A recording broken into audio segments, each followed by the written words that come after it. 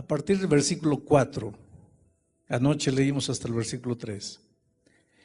Pero Jehová hizo levantar un gran viento en el mar, y hubo en el mar una tempestad tan grande que se pensó que se partiría la nave.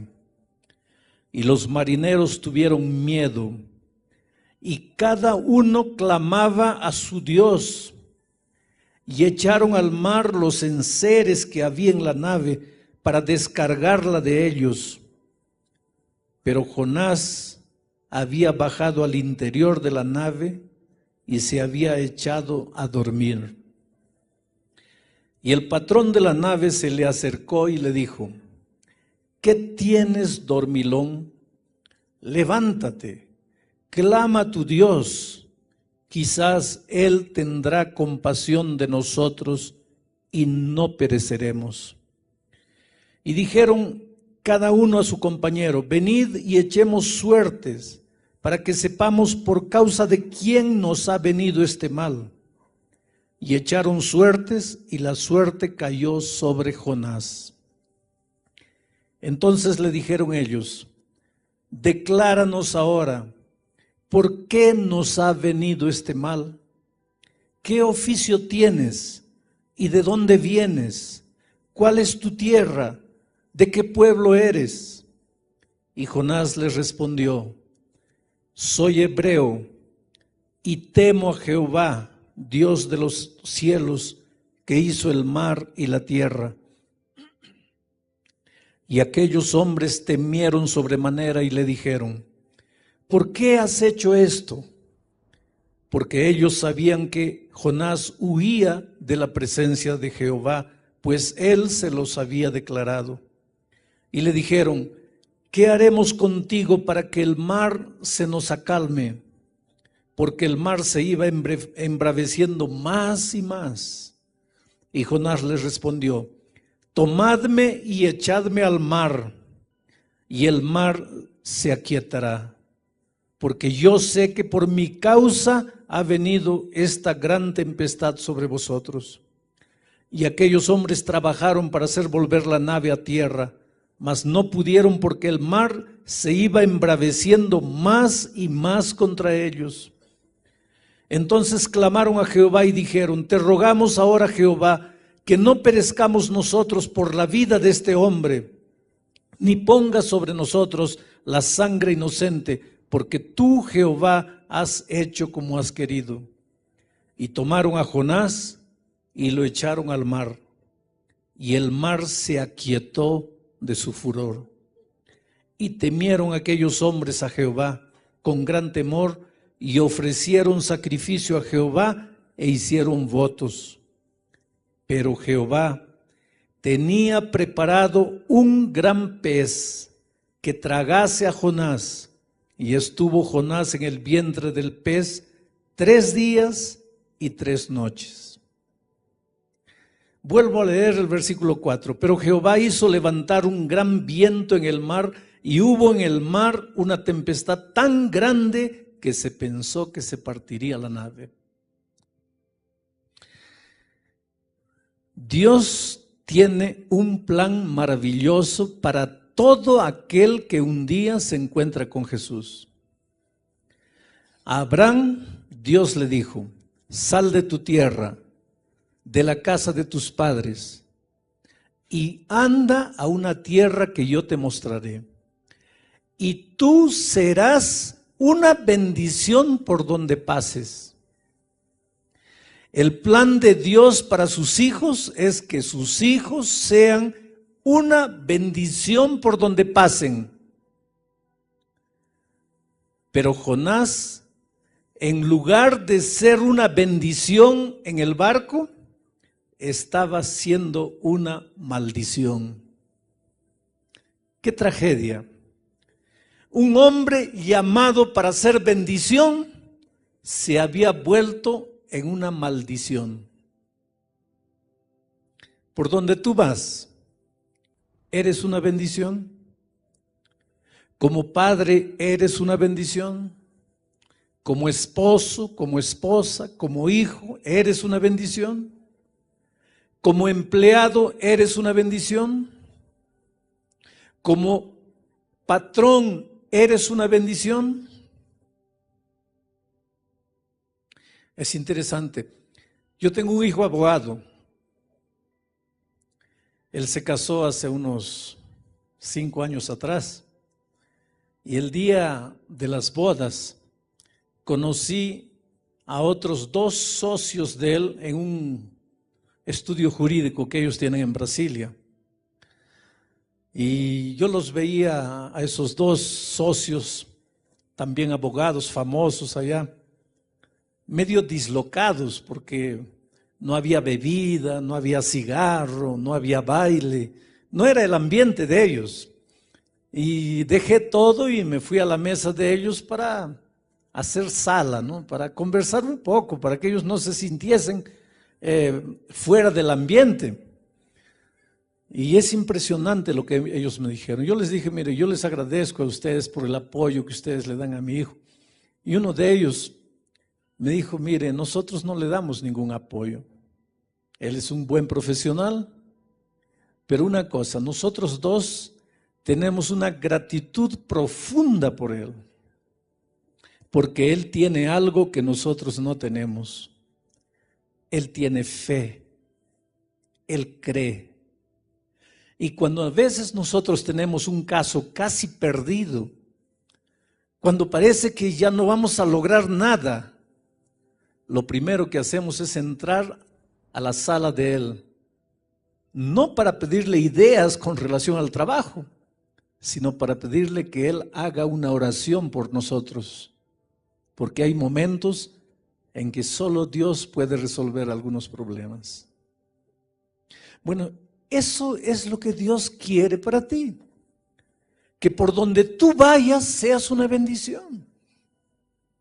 Tú eres la luz, dijo Dios. Vosotros sois la luz del mundo, dijo Jesús. ¿Ya escuchaste hablar de la leyenda del rayito de luz?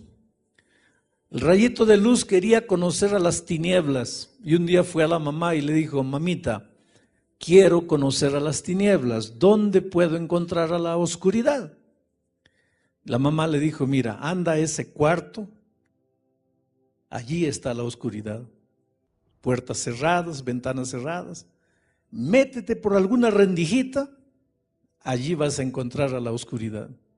Y el rayito de luz se fue, entró y volvió frustrado.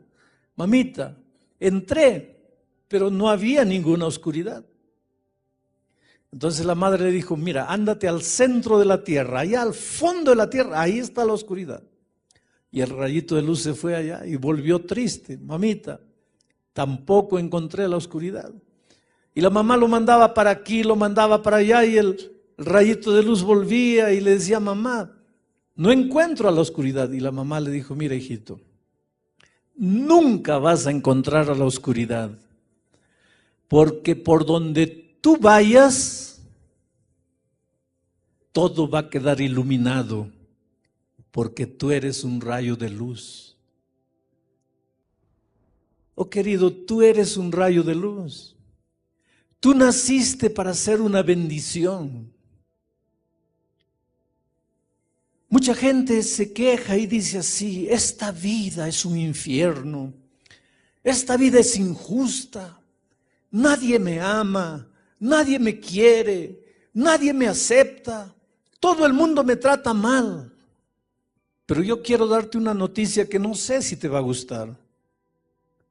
No es que todo el mundo te trata mal, no es que nadie te quiere, es que este mundo, esta vida es como un espejo. Si tú vas al espejo y le sonríes, el espejo te sonríe. Si tú vas al espejo con rabia en el rostro, el espejo te va a devolver la misma imagen.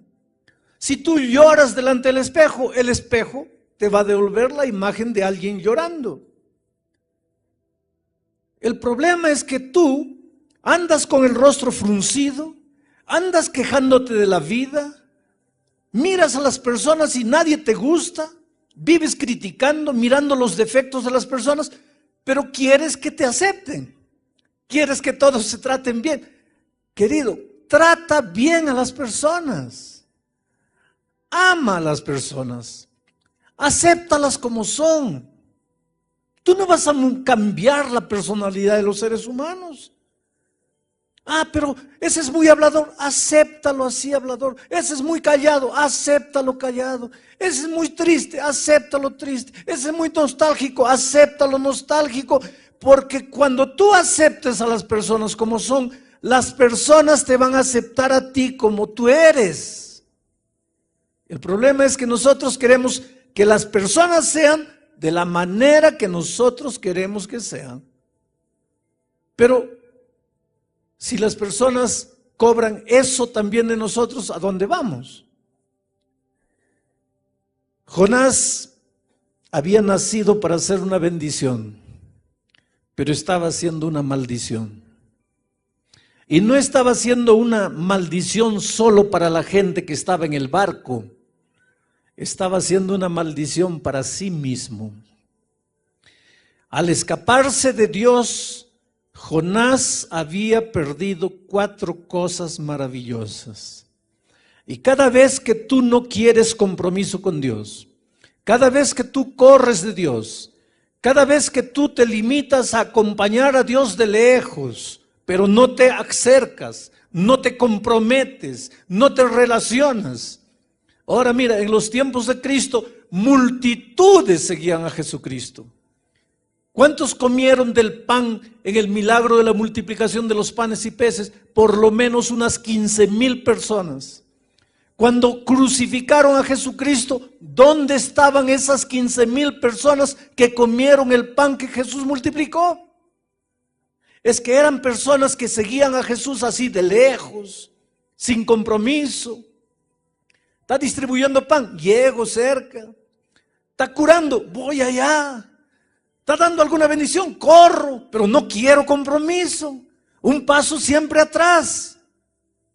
Siempre la humanidad fue así. Pero cuando tú vives distante de Jesús, cuando no quieres comprometerte, pierdes 4 cosas.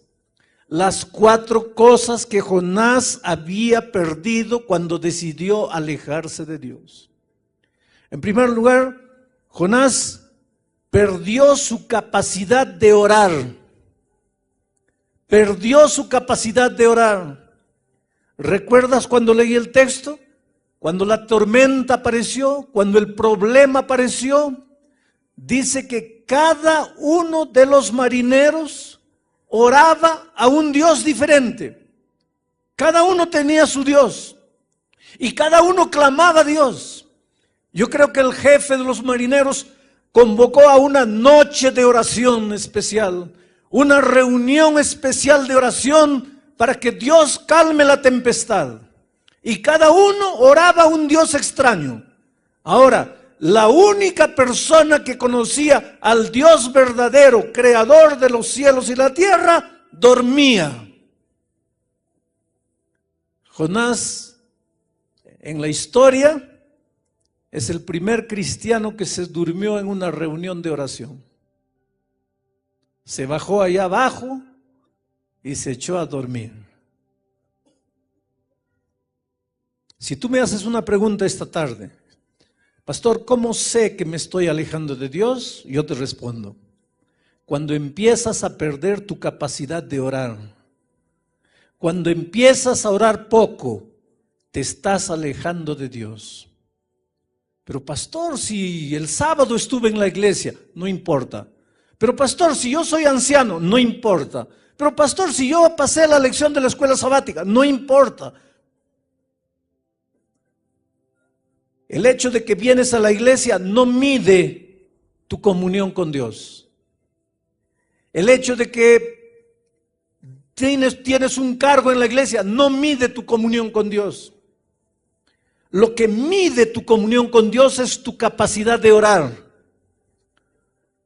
Y la primera evidencia de que te estás alejando de Dios es que te da menos y menos ganas de orar.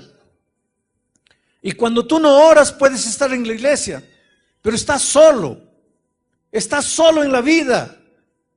Y cuando la tormenta viene, ¿qué haces? ¿A dónde vas? Cuando están demitiendo de la empresa a todos los empleados y tu nombre está en la lista, ¿qué haces?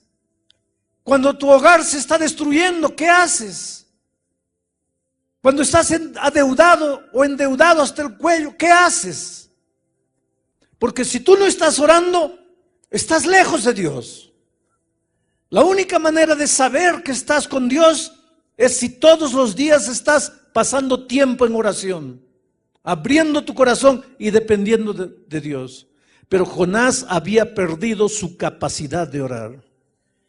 Como consecuencia de haber perdido la capacidad de orar, Jonás empezó a perder la sensibilidad espiritual. Jonás dormía. Y cuando tú estás durmiendo, estás víctima de tus enemigos, a merced de tus enemigos. Cuando estás durmiendo, hasta un niño te puede matar. ¿Por qué? Porque durmiendo no puedes defenderte. Al alejarse de Dios, Jonás estaba perdiendo la sensibilidad espiritual. Mira, todos los marineros en el barco se daban cuenta que había un problema. Jonás no. Jonás dormía. Los marineros en el barco agarraban las cosas y arrojaban al mar para que el barco no tuviese mucho peso, a fin de que continuase flotando. Los marineros se esforzaban, los marineros luchaban, los marineros miraban al cielo, pensaban, ¿qué está pasando? Ahora el único que tenía conciencia de lo que pasaba, dormía. Había perdido la sensibilidad espiritual. ¿Sabes que lidiar con cosas espirituales es una bendición, pero puede transformarse en una maldición? Porque podemos familiarizarnos tanto con las cosas espirituales que pasan a ser rutinarias. Dejan de ser especiales, dejan de ser sagradas, tórnanse comunes, tórnanse simples. Pierdes la sensibilidad espiritual. Hay tanta violencia en el mundo, hay tanto secuestro, explosionan las torres, hay guerra, hay terremoto, hay tsunami. ¿Cuándo escuchaste hablar de tsunami?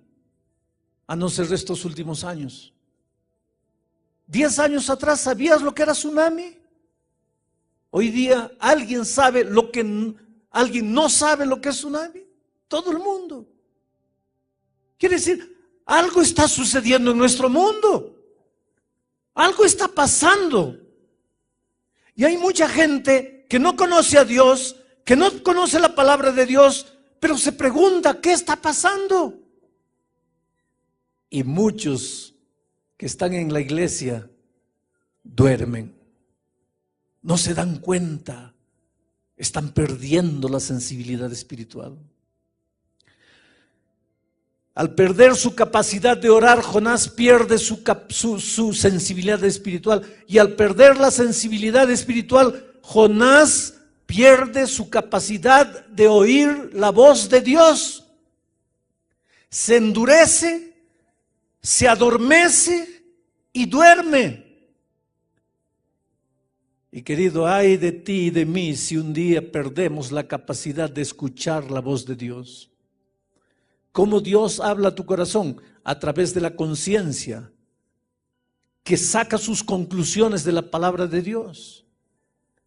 Pero cuando Dios te habla y no le escuchas, te sigue hablando y no le escuchas, te continúa hablando y no le escuchas, tu corazón se va endureciendo, endureciendo, y llega un momento en que Dios puede gritar a tus oídos y ya no escuchas, porque pierdes la capacidad de escuchar la voz de Dios. ¿Hace cuántos años Dios te llama? ¿Hace cuántos años Dios toca tu corazón para que le entregues definitivamente la vida a Cristo? Estaré predicando esta noche para alguien que ya tuvo momentos felices en la iglesia de Dios. Y por esas cosas de la vida hoy día estás lejos de Dios, lejos de la iglesia. ¿Cuántas veces Dios te ha llamado? ¿Cuántas veces Dios ha tocado tu corazón? ¿Cuántas veces en medio de la noche el Espíritu te ha incomodado? ¿Cuántas noches de insomnio has tenido? Porque la voz de Dios te atormenta. Pero si tú no le haces caso, y no le haces caso, y no le haces caso, llega un momento en que tu corazón se endurece y pierdes la capacidad de escuchar la voz de Dios. Ahora veamos cómo las personas tratan de resolver el problema que había aparecido aquella noche. Estaban en medio de una noche oscura y un mar embravecido. Cada uno clama a su Dios. Y después de clamar a Dios, todos los que estaban en el barco tratan de resolver el problema. En primer lugar, ellos raciocinan y llegan a la siguiente conclusión. Este problema debe haber aparecido porque entre nosotros debe haber un culpable. Y entonces ellos echan suerte. Ustedes saben que los marineros juegan cartas, juegan dados, juegan dominó. Los marineros pasan el tiempo con ese tipo de juegos de azar. Y los marineros aquella noche trataron de descubrir quién era el culpable utilizando las herramientas que tenían en sus manos, utilizando las cosas que ellos conocían. Echaron mano del juego de azar. No es que la Biblia apruebe el juego de azar.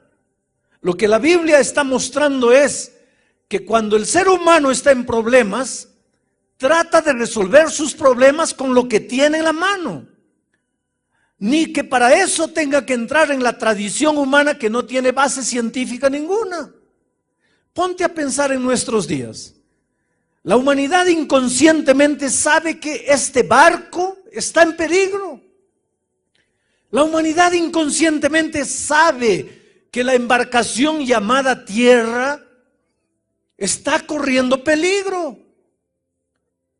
Y cada uno trata de resolver el problema. Unos piensan que esta tierra se va a destruir por causa del desequilibrio ecológico. Entonces vamos a concentrar todas las fuerzas en mantener el equilibrio ecológico. Y nunca en la historia se vio tantos movimientos defendiendo el equilibrio ecológico. Y claro que tiene razón de ser, pero la solución para el planeta no está ahí. Hay mucha violencia, hay mucho robo, hay mucha deshonestidad. Entonces, ¿qué debemos hacer? Vamos a construir prisiones para que todos los ladrones vayan allá. Ahora, querido, si todos los ladrones tuviésemos que ir a la prisión, no quedaría nadie afuera, porque el problema no está afuera, el problema está en el corazón humano. Hay un filósofo que dice que si tú no robaste todavía es porque no tuviste la oportunidad. Y yo te voy a confesar una cosa, porque quiero que entiendas que soy un ser humano tan humano cuanto tú. Un día en los Estados Unidos entregué un billete de $100, un billete de $10 para una compra que hice de $2, $3. Y la chica debería tener algún problema ese día, seguro que peleó con el esposo o algún hijo estaba enfermo. Evidentemente su cuerpo estaba allí, pero su cabeza no estaba, porque me recibió el billete de $10 y me dio el vuelto de $100. ¿Qué es lo que debería haber hecho yo inmediatamente? ¿Qué debería haber hecho? Devolver. Y devolví. Pero pensé 2 segundos antes de devolver. Y después me asusté. ¿Por qué tuve que pensar? ¿Por qué tuve que pensar? ¿Por qué no devolví en el acto? Como algo natural. Porque la honestidad no es natural. No es natural de nuestra naturaleza pecaminosa. Entonces, querido, el problema no está con la justicia humana, no está con la prisión, el problema está con el corazón humano. Pero cada ser humano trata de resolver el problema. El matrimonio está hundido. Vamos a intentar esto, vamos a intentar aquello, vamos por este camino. A veces entra en el terreno de la depravación, queriendo salvar el matrimonio. El problema no está allí. El ser humano, mira, hay gente que no sale de casa sin mirar el horóscopo para ver si este es mi día de suerte o no, si hoy día me va bien, me va mal. Ponte a pensar un poquito, ¿qué tiene que ver el astro que está allá millones de años luz con tu vida aquí? Oh, querido, piensa un poco. Porque me tropecé porque mi horóscopo decía que me iba a tropezar. ¿Qué tiene que ver ese astro con el hecho que no miraste la piedra que estaba delante de tu camino? Pero el ser humano, cuando está en problemas, trata de correr de un lado para otro para resolver el problema. Y es lo que los marineros hicieron aquella noche. Lo que estaba en las manos eran las cartas y comenzaron a echar suerte. Y te digo una cosa, cuando los seres humanos son sinceros, y aunque no estén en el camino correcto, porque no conocen otra verdad, Dios puede manifestarse a ellos. Y fue lo que sucedió aquella noche, porque la suerte cayó a Jonás. Y ahora los marineros fueron a Jonás y le preguntaron: ¿qué hiciste? ¿Por qué nos trajiste esta maldición? Ahora miren la actitud de Jonás. Jonás pensaba que la solución para los problemas estaba en las manos del propio ser humano. Jonás llegó a la siguiente conclusión: yo pequé, yo traje este problema, yo traje esta maldición, entonces yo voy a pagar por lo que hice. Arrójenme al mar y cuando yo me muera, ustedes se van a quedar en paz. Jonás era un profeta de Dios. Jonás conocía el tema de la gracia redentora. Hay muchos cristianos sinceros que piensan que en el Antiguo Testamento la enseñanza es salvación por las obras y que en el Nuevo Testamento la enseñanza es salvación por la gracia. Pero si tú lees la Biblia desde el Génesis hasta el Apocalipsis, vas a ver que la única enseñanza bíblica es la salvación por la gracia. Por las obras nadie se salva, por la ley nadie se salva, por guardar mandamientos nadie se salva. Desde el jardín del Edén, cuando un cordero fue sacrificado para preparar vestidos para cubrir la desnudez del hombre, Dios estaba diciendo que la salvación es únicamente por la gracia de Jesucristo, porque ese cordero simbolizaba al cordero de Dios que tiraría el pecado del mundo. Cuando Israel todos los días ofrecía sacrificio y un corderito era sacrificado, el mensaje era: la salvación es únicamente por la gracia. Por lo tanto, Jonás conocía el tema de la salvación por la gracia, pero él no creía. Él tenía una manera de pensar: el que la hace, la paga. Yo la hice, entonces merezco morir. Y es verdad, queridos. La Biblia dice: por cuanto todos pecaron, están destituidos de la gloria de Dios. Pablo afirma: la paga del pecado es la muerte. Todos esta noche merecemos morir. No hay justo ni siquiera uno, dice la Biblia. No hay quien busque el bien. Está en nuestra naturaleza el pecado. Nuestra inclinación natural es hacia el mal. Por lo tanto, aquí nadie tiene derecho de ser salvo. La salvación no es por derecho. La salvación no es por merecimiento. La salvación no es porque has hecho alguna cosa buena. La salvación no es por puntos que ganaste. La salvación no es una medalla de honra que recibes. La salvación es únicamente por la gracia de Cristo, porque Él te ama, a pesar de lo que has hecho, a pesar de tu pecado, a pesar de la vida que has vivido, a pesar de que creas o no creas. Dios te ama y quiere salvarte. Pero Jonás no entendía eso. Por ejemplo, cuando Jonás decidió escaparse de la presencia de Dios, fue porque Dios le dijo: levántate, ve a Nínive y profetiza. Y Jonás, más adelante vamos a ver eso, le dice a Dios: yo hubiera ido a Nínive a profetizar si yo hubiera sabido que tú los ibas a destruir. Pero Dios, yo te conozco y yo sé que si yo predicaba en Nínive, los ninivitas se iban a arrepentir y tú los ibas a perdonar. Y en mi opinión, esa gente no merece perdón.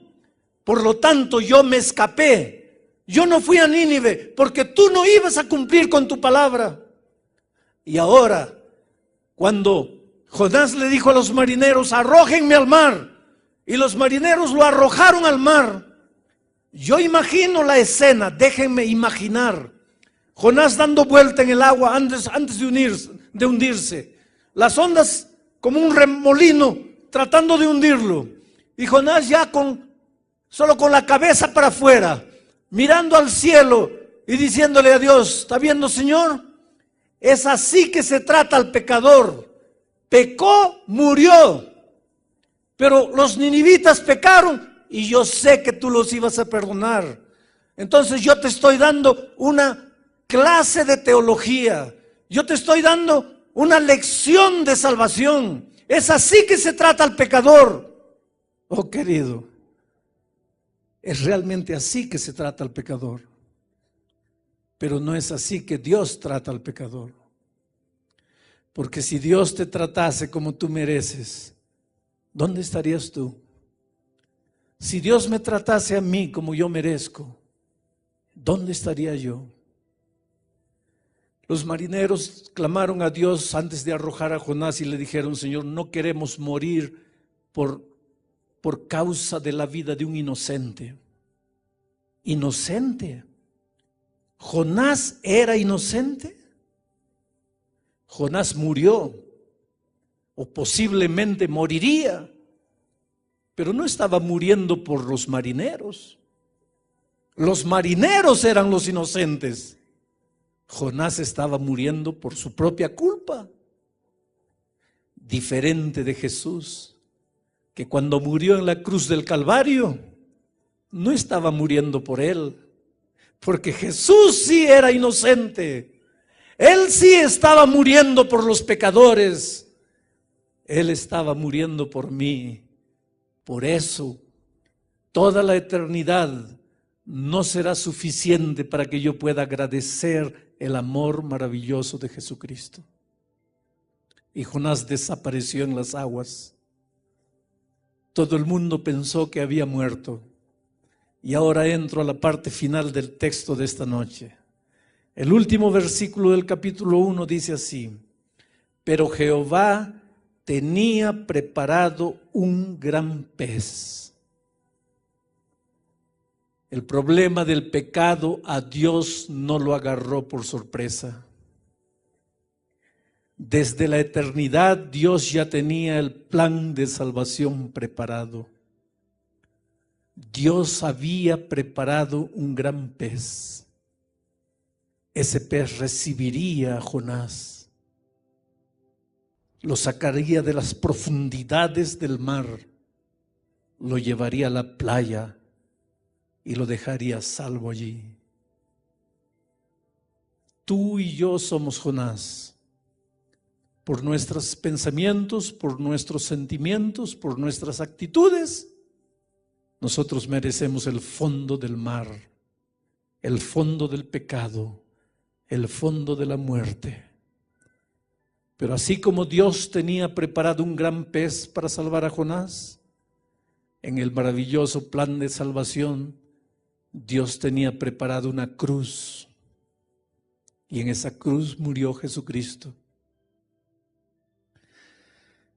Esta noche Estaba en el camarín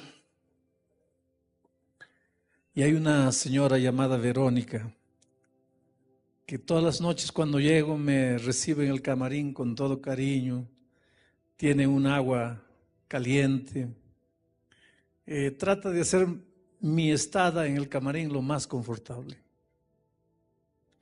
Esta noche le pregunté, ¿quién eres tú? Y ella me dijo, pastor, hace muchos años, 9 años atrás, cuando mi hijo mayor tenía apenas 6 años, 7 años, mi esposo se fue con otra mujer. Nunca más lo vi, me dejó con 3 hijos, sola para criar 3 hijos. Y un día tuve ganas de morir. Quise quitarme la vida. Estaba en el fondo del pozo. Estaba destruida. La vida no tenía sentido.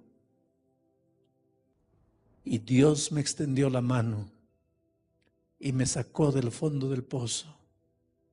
Y hoy día mis hijos ya empiezan a crecer. Mi hijo mayor ya tiene 16 años.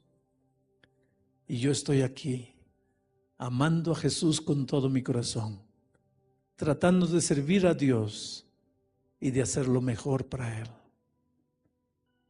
No importa quién eres tú ni cómo tú vives. No importa el drama que vives. No importa si por errores personales hoy día te sientes en el fondo del mar, desempleado, sueños destruidos, matrimonio destruido, sin hijos, sin padre. Yo te digo, Dios tiene preparado un plan de salvación para ti. Dios te extiende la mano, pero Él no puede hacer nada por ti si tú no quieres. Vivimos en tiempos difíciles, tiempos de ansiedad, muchas veces de desesperación.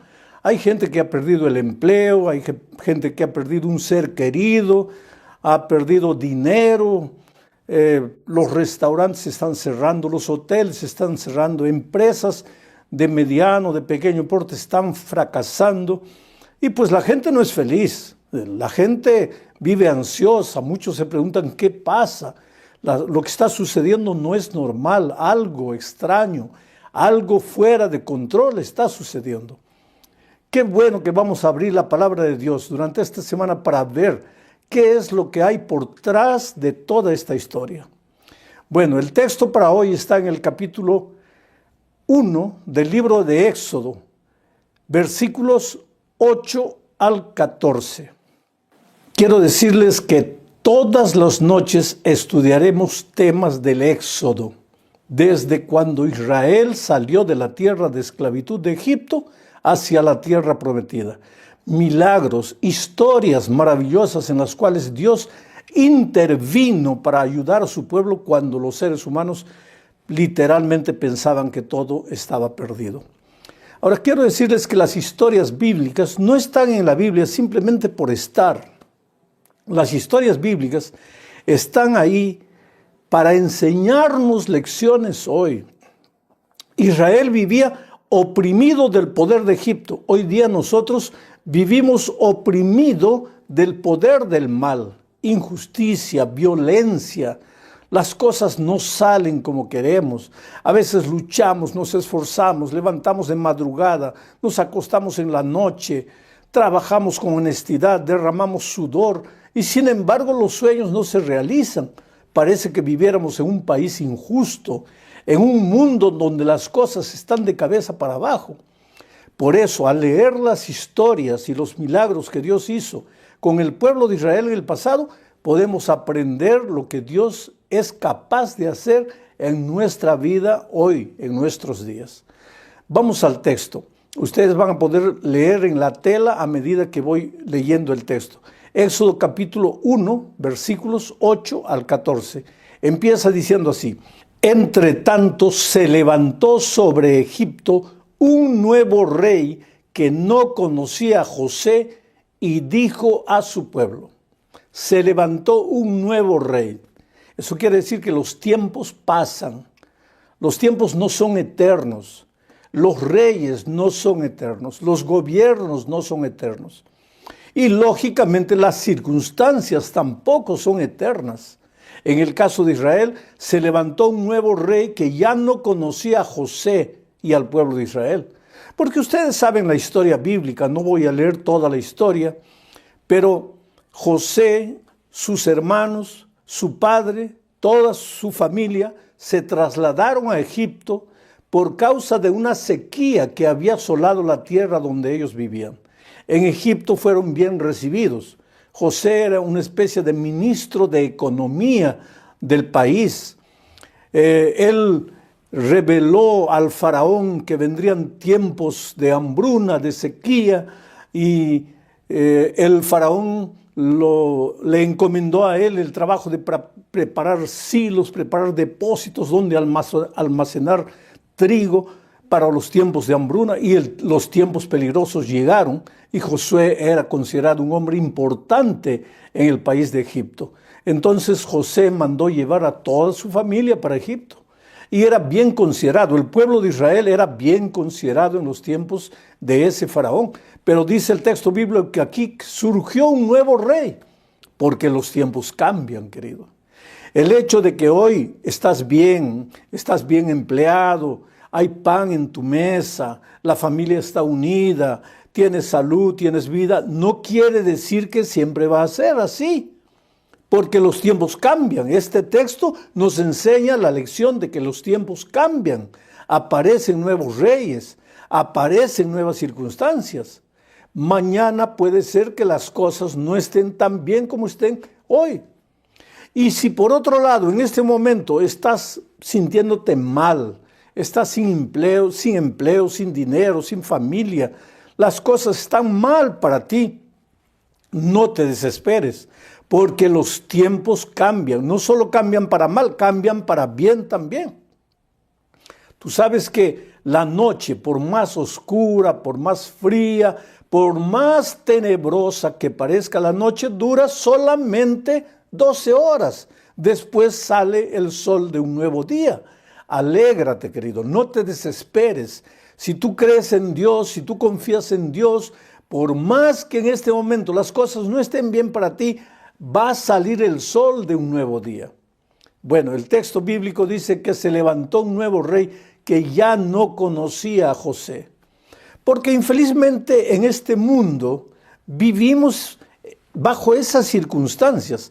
A veces el gerente de la empresa donde tú trabajas te considera, tú eres su hombre de confianza, te tiene en buen concepto, pero de repente por algún motivo él se jubila o se retira o sale de la empresa, viene un nuevo gerente que ya no te conoce.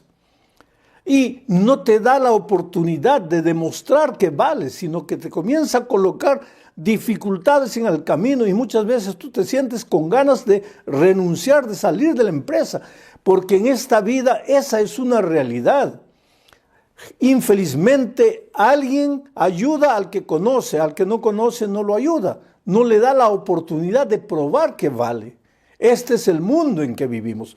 Pero vamos a seguir leyendo el texto bíblico. Ahora vamos al versículo 11.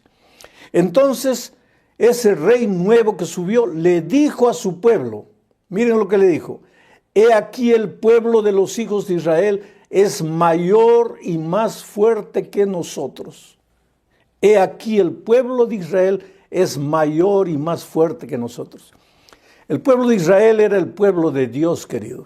Ahora, el hecho de que Israel era el pueblo de Dios no es simplemente porque Dios caprichosamente escogió a un pueblo en detrimento de los otros pueblos. No es porque Dios escogió a Israel que el pueblo de Israel era dueño exclusivo de la salvación. No es así.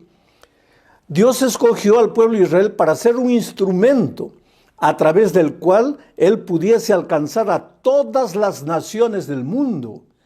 El pueblo de Israel debería reflejar el carácter de Dios de tal manera que todas las naciones del mundo se sentirían atraídas a Israel, al pueblo de Dios. La salvación era para todos, Israel era el instrumento.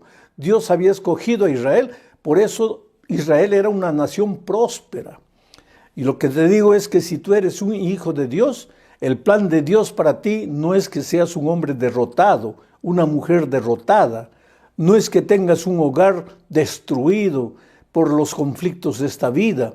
No es que vivas arrastrándote, viviendo, pidiendo favores a las personas. Dios quiere que tú seas nación grande, nación especial, nación santa, un pueblo victorioso, de éxito. Dios es un Dios de abundancia. Él quiere abrir las ventanas de los cielos y derramar bendición sobre ti hasta que sobreabunde. El otro día yo encontré una persona que me decía, ay, pastor, mi destino es sufrir, yo nací para sufrir. Unos nacen con estrella, otros nacen estrellado. Oh, pastor, yo nací estrellada, yo no tengo suerte, yo vivo sufriendo. Cuando yo era niña, ni siquiera conocía a mis padres. Mi madre, soltera, me dio a luz, me arrojó a la basura. Alguien me recogió, después me adoptaron. Mis padres nunca demostraron amor para mí, entonces yo cargo traumas en mi vida, yo no soy feliz, he nacido para sufrir, y aunque he conocido el Evangelio y le he entregado mi vida a Jesús, parece que las cosas no funcionan para mí. Oh, querido, te digo una cosa, si le has entregado la vida a Jesús y parece que las cosas no funcionan en tu vida, es porque tienes que reevaluar eso que tú llamas, le he entregado mi vida a Jesús. Tienes que reflexionar, ¿cómo estás yendo? ¿Cómo estás caminando? ¿Qué concepto tienes tú de decir, le he entregado mi vida a Jesús? ¿Tú crees que le has entregado tu vida a Jesús solamente porque vas una vez por semana a la iglesia? Oh, querido, la amistad con Jesús, la relación con Jesús es significativa, es profunda, llena tu vida de sentido. Cuando llega la noche no te revuelcas en la cama desesperado sin saber qué hacer, para dónde ir, te sientes culpado, te sientes vacío, te sientes que no has venido a este mundo sin un objetivo para tu vida. Ese no es el plan de Dios para ti. Tú eres precioso. Quiero mirarte a los ojos para decirte, tú eres precioso para Dios. Cómo Dios te ama. Dios tiene el mejor plan para tu vida y Dios tenía ese plan para Israel. Pero infelizmente había subido un nuevo rey que ya no conocía a José y entonces comenzaron los problemas. Pues porque este rey le dijo a su pueblo, hay que cuidarnos con este pueblo de Israel porque Dios los bendice, Dios los cuida. Y eso quiere decir que cuando Dios te bendice porque eres fiel, los incrédulos, la gente que no conoce a Jesús, te mira con envidia y te ve hasta como gente peligrosa porque tú tienes la bendición de Dios. Entonces, ¿qué hizo este rey? Mira lo que dice el versículo 10.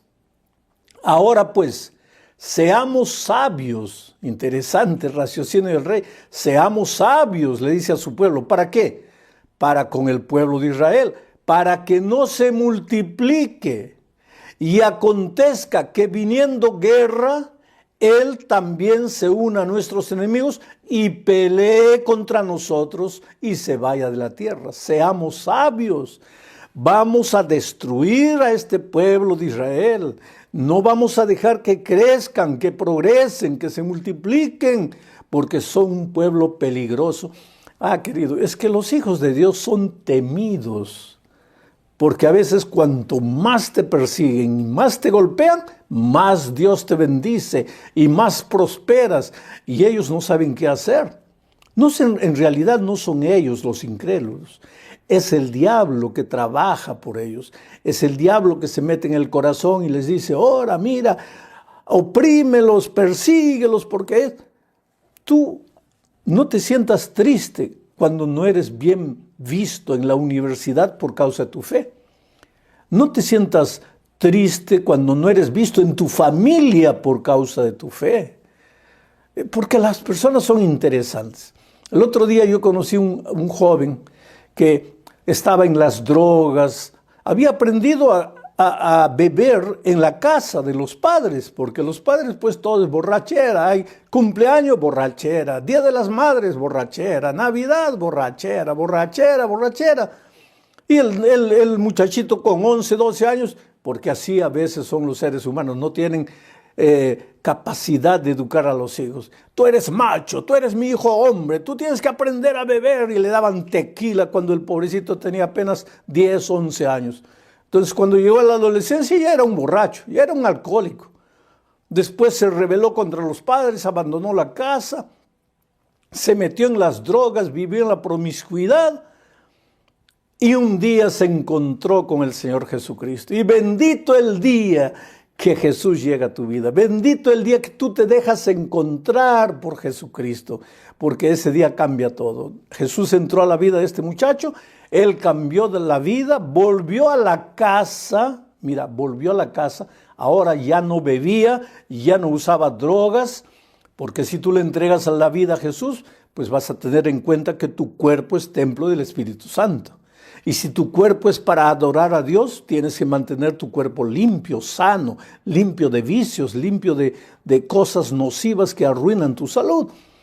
Pero la familia, en lugar de alegrarse, lo miró mal y le dijo, ¿qué? Tú te has vuelto ahora una mujercita, tú ya no bebes. Miren cómo son las cosas. Entonces, queridos, el pueblo de Dios va a ser muchas veces burlado, va a ser criticado, va a ser juzgado, va a ser condenado por la gente que no conoce a Dios. Pero tú no te preocupes. El pueblo de Egipto comenzó a perseguir y a molestar al pueblo de Dios. Mira lo que dice el versículo 11. Entonces pusieron sobre ellos, sobre los israelitas, comisarios de tributos, que los molestasen con sus cargas. Mira esta palabra, que los molestasen con sus cargas. Y edificaron para Faraón las ciudades de almacenaje, Pitón y Ramesés. Versículo 12. Pero cuanto más los oprimían, tanto más se multiplicaban y crecían, de manera que los egipcios temían a los hijos de Israel. Ahora el versículo 13.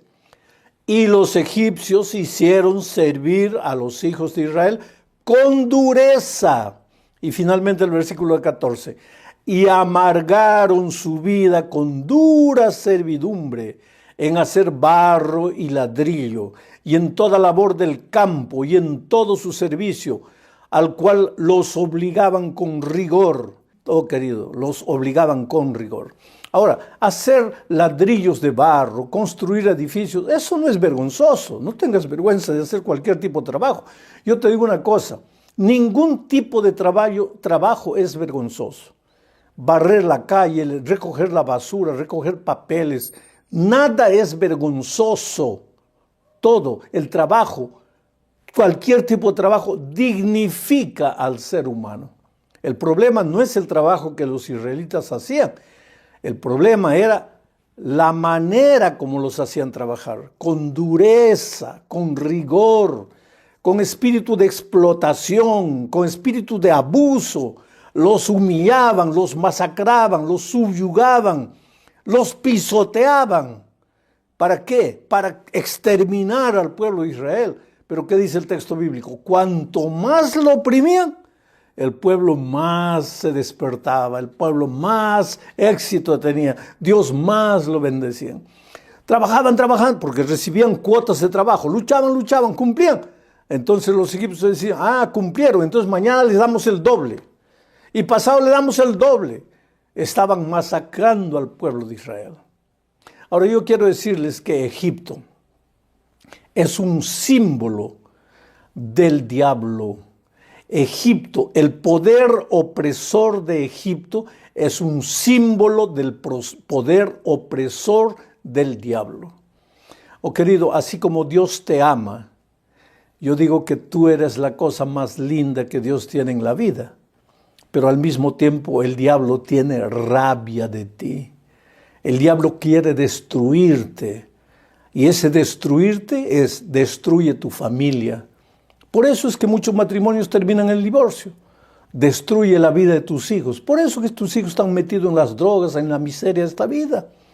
Destruye tu vida financiera, tu vida profesional. Finalmente destruye tus valores, tus principios. Cuando todo te va mal, cuando estás fracasado, te metes en los vicios, queriendo olvidarte de tus dificultades y los vicios terminan de acabarte. Y llega un momento en que dices, Dios mío, ¿para qué estoy vivo? No quiero más vivir, no quiero esta vida, prefiero morir. Y hay gente que agarra un revólver y se da un tiro. El diablo te oprime. El poder opresor de Egipto es símbolo del poder opresor del diablo. Ahora, mi pregunta es, ¿de qué manera te oprime el diablo? De muchas maneras. Existe la opresión emocional. Quiere decir, cuando eres niño, el diablo coloca marcas en tu vida. Te trataron mal, abusaron de ti, te golpearon, te dijeron palabras feas. En tu infancia has vivido incidentes terribles y eso deja marcas emocionales. Después, cuando creces, cuando llegas a ser adulto, tú ni siquiera te acuerdas de lo que hicieron contigo cuando eras niño, pero vives oprimido por tus emociones negativas. Y por tras de esas emociones negativas está el enemigo de las almas, está el diablo. Y así como Egipto oprimía al pueblo de Israel, el diablo te oprime a ti usando tus emociones negativas. Emociones que no te dejan ser feliz. A veces tú ya de grande te preguntas, ¿pero por qué no soy feliz? Tengo todo para ser feliz. Un día un hombre me dice, pastor, yo amo a mi esposa, yo amo a mis hijos. Pero a veces llego a la casa, les grito, los golpeo, los maltrato y pastor, yo no me entiendo porque yo amo a mi familia. Ahora, si yo los odiase y los golpease, sería lógico. Pero yo los amo. ¿Y por qué en lugar de cuidarlos, yo los maltrato? No me entiendo, pastor. Y después cuando él hizo un tratamiento psicológico, conversando con el psicólogo, él se acordó que de niño él era maltratado por sus padres. Él era maltratado por las personas. Él se había olvidado de eso.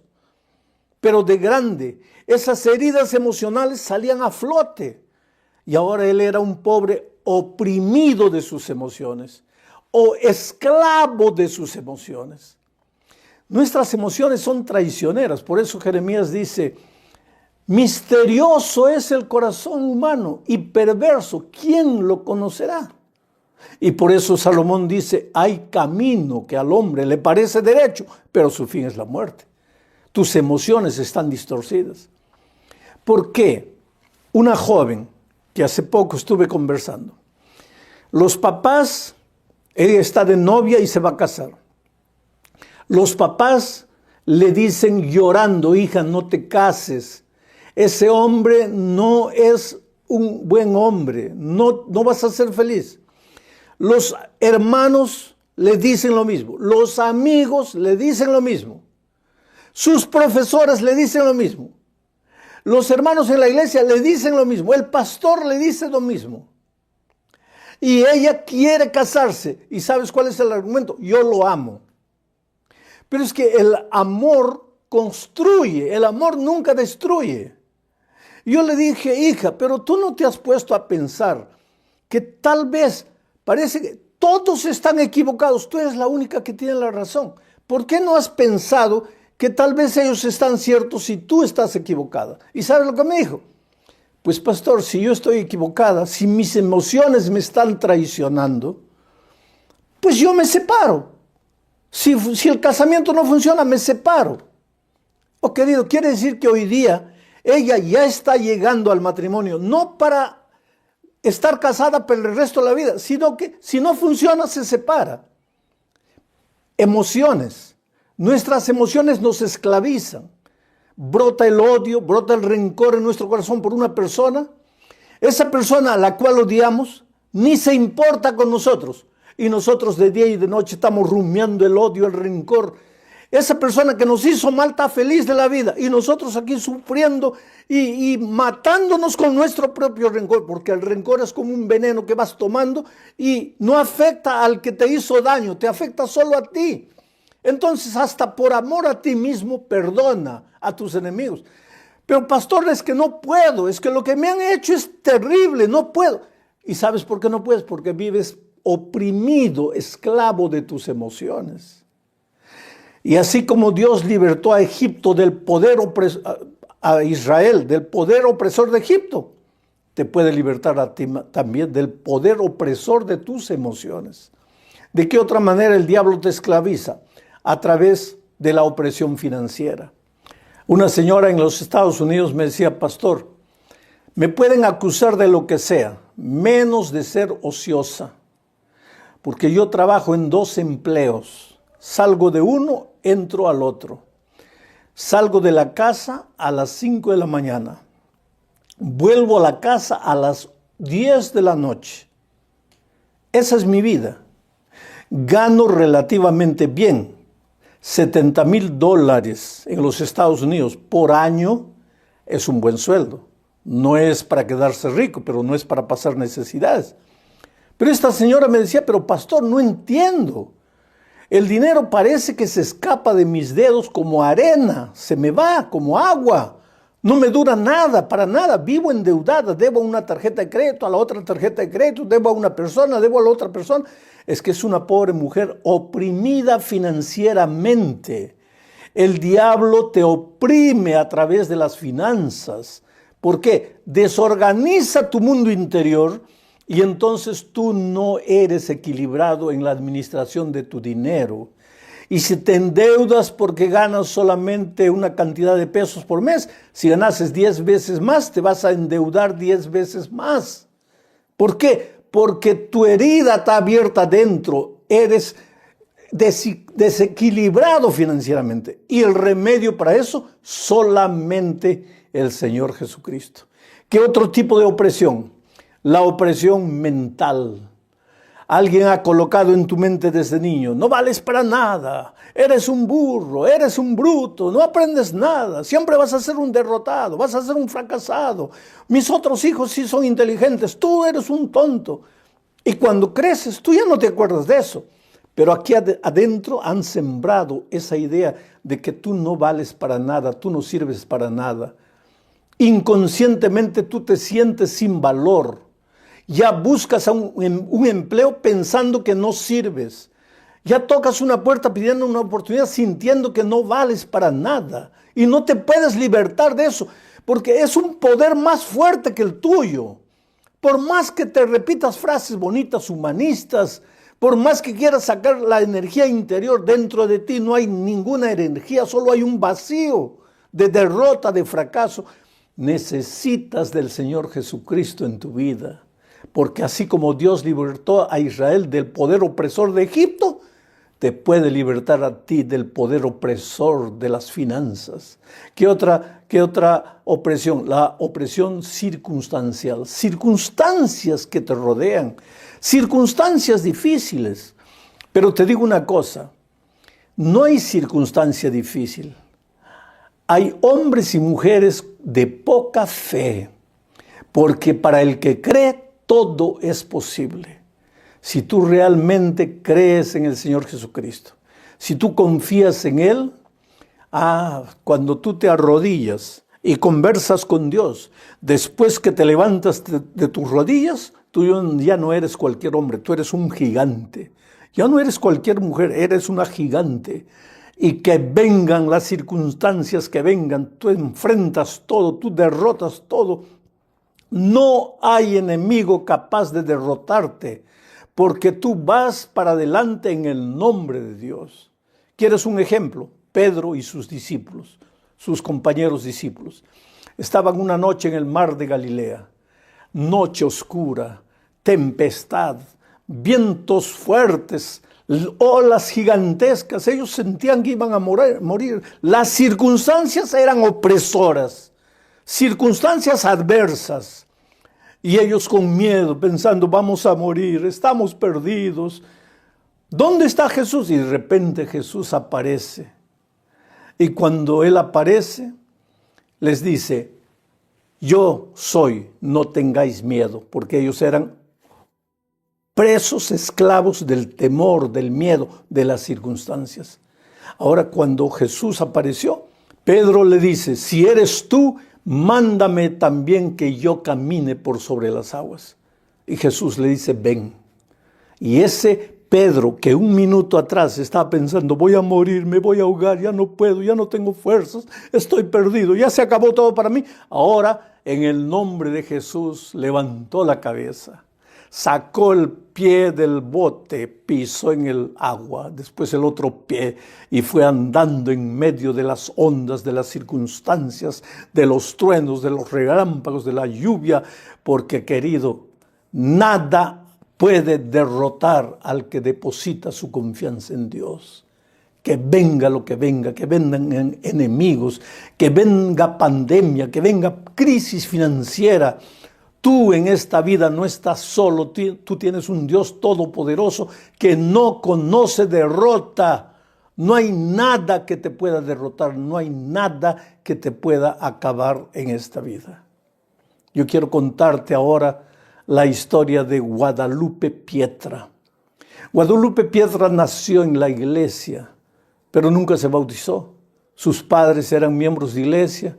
Cuando ella llegó adolescente, pues atraída por las luces de esta vida, de este mundo, se fue. Fue endureciendo su corazón lentamente. Muchas veces le hablaron, la llamaron, la invitaron de vuelta a la iglesia. Nunca más quiso saber nada de la iglesia, hasta el año pasado, cuando vino la famosa pandemia, el famoso COVID. Sus padres quedaron enfermos, lucharon con la enfermedad un buen tiempo en casa. Fueron al hospital, fueron entubados. Y hay una cosa, querido, en la hora del dolor, en la hora de la dificultad, cuando los recursos humanos, el esfuerzo humano, el trabajo humano ya no da resultado, solo nos resta Dios. Y cuando vamos a Dios, porque es el último recurso que nos queda, Dios tendría todo el derecho de decirnos, ah, qué bonito. Así que porque todo te falló, ahora te acordaste de mí. Pero Dios nunca va a hacer eso. Tú puedes ir a Él en la plenitud de tu juventud, tu vida, tu salud, tu dinero. O puedes ir a Él arrastrándote como un leproso con tu vida acabada y destruida. Dios te va a recibir de brazos abiertos porque es tu Padre de amor, porque te ama, porque ya lo he dicho, tú eres precioso, preciosa para Él. ¿Y sabes lo que pasó con Guadalupe? Lloraba y clamaba y pidió a los hermanos ayuda. Oren conmigo, ayúdenme. Los padres estaban entubados en el hospital. Y sabes, la mamá murió. Ella entró en desesperación. Un tiempo después, el papá murió. Ella no tuvo la oportunidad de despedir a sus padres porque ella estaba en cuarentena, porque ella también estaba con COVID. A través de la ventana de la casa, dijo adiós a los féretros. Nunca más vio a sus padres. Pero lo que habían plantado en su niñez, que Cristo va a volver, y que cuando Cristo vuelva, los muertos en Cristo resucitarán primeros, esa esperanza brilló en su corazón. Y ahora ella dice así, yo quiero ver a mis padres cuando Cristo venga a este mundo de nuevo. Yo quiero prepararme para eso. Y por eso es que Guadalupe se entregó al Señor Jesucristo. En lágrimas se entregó a Jesús. Se bautizó. Y ahora ella desea ver a sus padres de nuevo cuando Cristo venga en gloria y majestad.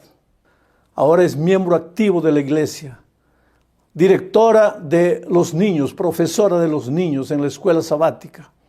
Una sierva de Dios que desperdició años preciosos lejos de Dios. Pero Dios nunca se cansó de llamarla, la llamó de una manera, de otra manera, de otra manera, hasta que finalmente ella se rindió. Mi pregunta para ti, querido, es la siguiente.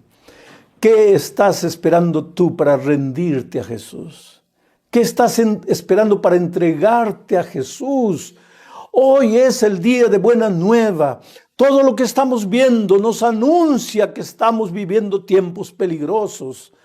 Ya las trompetas están sonando. En cualquier momento Jesús puede aparecer. No hay más tiempo para ser desperdiciado.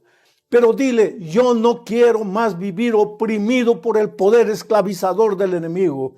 Yo quiero libertad en Cristo. Yo quiero sacudir el polvo de la derrota. Yo quiero caminar por encima de las aguas del mar. Yo creo en Jesucristo. Yo creo en su poder libertador. Antes que ser rey de naciones 1000, prefiero a mi Cristo. Prefiero a mi Cristo. Que esa sea la oración de tu corazón. Que esta noche tú también le digas, Señor, yo te prefiero a ti. Tú eres mi Señor. Yo te seguiré. Yo colocaré mis manos en las tuyas e iré por donde tú me lleves. Vamos a inclinar el rostro para orar. Oh Padre querido, gracias por las decenas y decenas de personas en todo el país que han expresado su deseo de ser bautizadas. Han expresado su deseo de continuar estudiando más la palabra de Dios. Han expresado su deseo de rendirse a ti, de entregarte tu corazón, de entregarte su corazón. Oh Dios mío, extiende tu mano y toca esas vidas y bendice a esas personas. Y si hay personas luchando en su corazón, ayúdalas a tomar la decisión. Esta semana es una semana decisiva, es una semana clave en la vida de esas personas. Y si esta noche ha habido personas que por primera vez han escuchado tu palabra, extiende tu mano y bendice a esas personas. Y que busquen una Biblia y que estudien tu palabra y que te conozcan más y que se entreguen a ti. En el nombre de Jesucristo. Amén.